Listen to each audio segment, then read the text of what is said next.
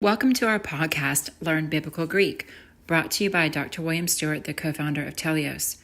This captivating podcast teaches you Biblical Greek through a verse-by-verse study of the book of Ephesians, interjecting Greek grammar, Greek word meanings, and vital theology concepts. Thanks for joining us on this exciting biblical journey.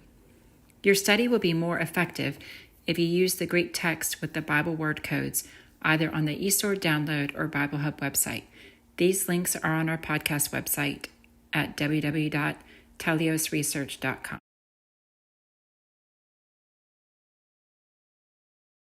Welcome back to our podcast on learning biblical Greek. I'm glad you're here.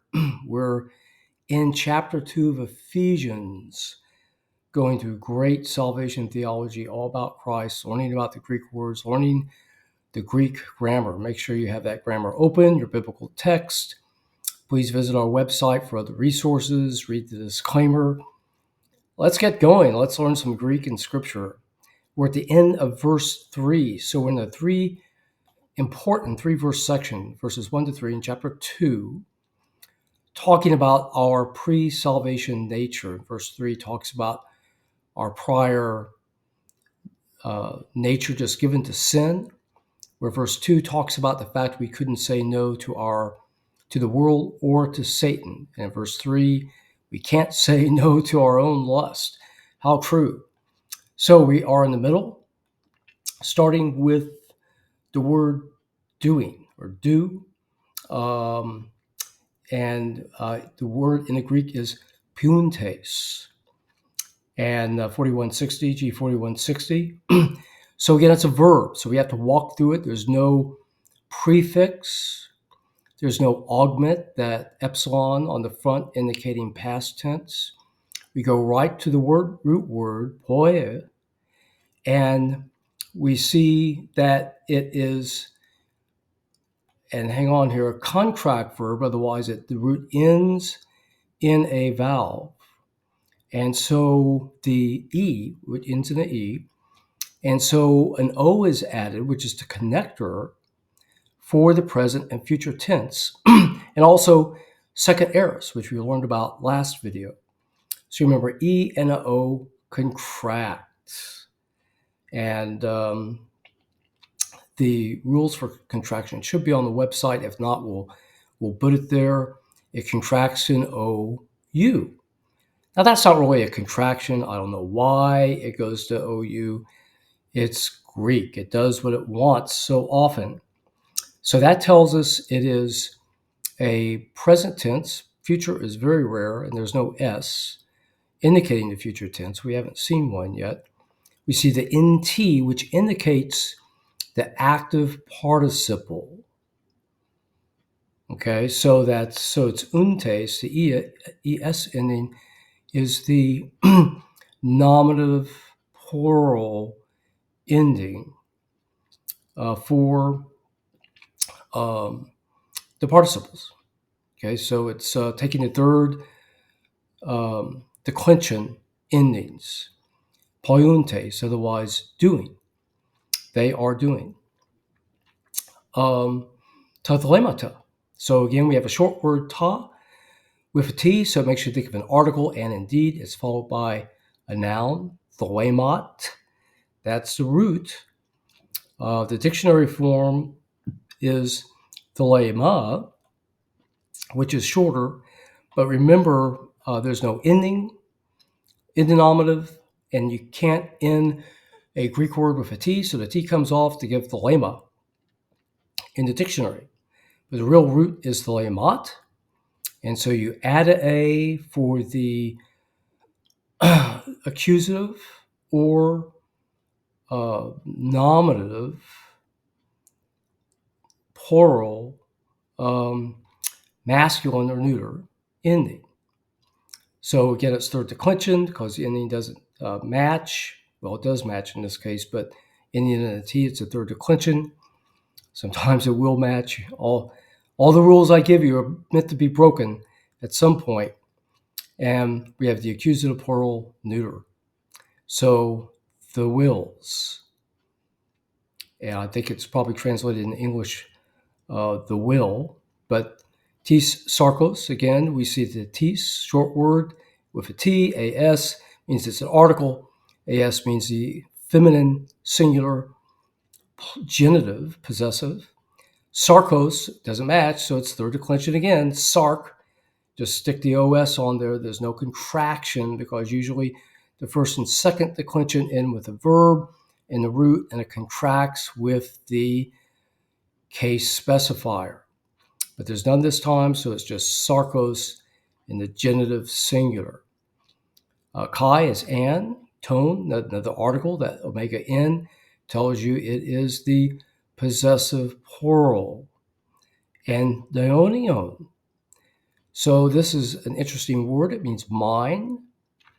It's where we get the word Diana for the name in English. And there are other words for mind or mental facility in Greek, like nous. But in this case, I think Diana was chosen because one of the 7 wonders of the world was in Ephesus, the temple to the goddess Diana, the goddess of thinking or of the mind.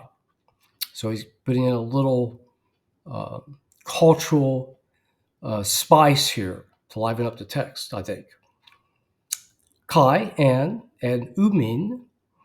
So this is the past tense of imi, to be. And there's only one past tense, and that's in the imperfect, the continuous past tense. We don't see it a lot, but it has to be this in the past tense. So that e, that eta, and the min, that just tells you that it's past tense for to be, basically was. In this case, it's plural, so it's were, we were. Tekna, and this is a word for children in the neuter, but you see the a ending. So for the neuter, that tells you that it's either the accusative or nominative. Nominative in this case, you can tell by context because nothing's acting on the children because they were something, they were children, and it's also plural. So children, physis. So physis is nature. We get the word physiology from this, and it's physis in the dictionary, the nominative form. So hang on here, what happens? So in the dative, the S comes off, the I changes to E, it's third declension, the I changes to E, and that's called Ablaut. So it's a fancy German way of saying we don't know why this happens. This just form of the verb. There are many verbs like this. It happens. So it's really not a big deal. You don't have to memorize it.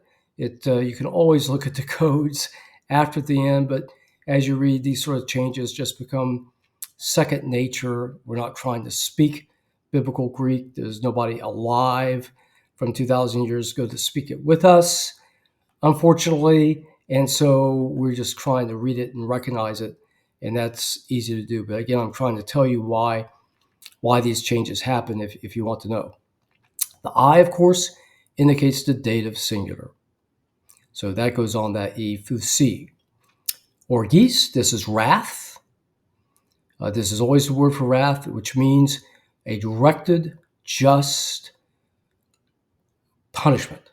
Okay, it's done purposefully when it's given according to measure. It's done. This is God's just wrath. The ES ending, of course, is the feminine genitive singular, as, OS, nice cognate, OS from the English AS. Kai, oilipi, and this is that OI is pronounced like an E in modern Greek, and this is the nominative plural. It can be neuter or masculine, and in this case, it's talking about people, so it's masculine as the rest. So like we were basically given over to our lust just like everybody else. Okay, so how does verse 3 read? Among whom also we all had our behavior in times past in the lust of our flesh, fulfilling the desires of the flesh and of the mind, and we're by nature children of wrath, even as others. And so I should mention children of wrath, again, equals, basically means equal to, by nature of, very, very, very similar to. So that's, it's a way of emphasis. Perhaps it has some artistic aspect of the writing, but maybe it slows down the reader so it really hits home. It's just not, we were by nature bad people, but we were children of wrath, slowing us down that we might consider that point. Okay, thank you for joining me today. Next time, we really have one of the great transitions of Scripture. How beautiful. Please join me then. I think you'll enjoy it, the Greek, but also what we learn about what God has given us. I'll see you then.